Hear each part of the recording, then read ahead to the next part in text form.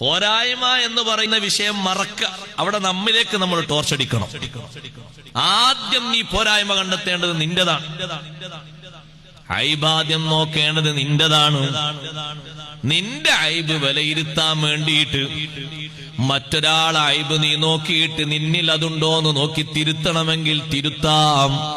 മറ്റൊരാളോട് പറയാനാകരുത്, പുച്ഛിക്കാനാകരുത്, തരം താഴ്ത്താനാകരുത്, താറടിക്കാനാകരുത്.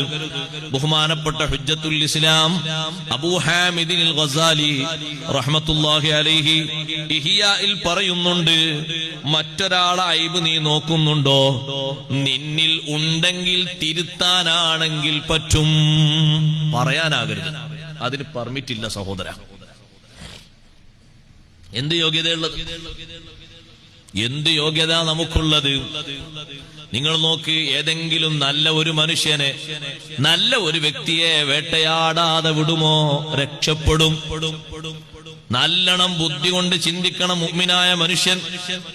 ഈമാനുള്ളവൻ നല്ലോണം ചിന്തിച്ചേ പറയാൻ പറ്റൂ. ധൃതിപ്പെട്ടുകൊണ്ടൊരു കാര്യത്തിലും കൈയിടുന്നവനാകൂല. ഹദീസ് ഞാൻ വായിച്ചല്ലോ, വിശദമായി പറയാം. ഇതേ ആയത്തിന്റെ തഫ്സീറിൽ കൊണ്ടുവന്ന ഹദീസാണ്. അതുകൊണ്ട് ആയത്ത് മറക്കരുത്, വിഷയം മറക്കരുത്. വൈലുൽ ലികുല്ലി ഹുമസ, ജനങ്ങളെ പിറകിൽ നിന്ന് പോരായ്മ കണ്ടെത്തുന്നവർക്ക് സർവനാശം.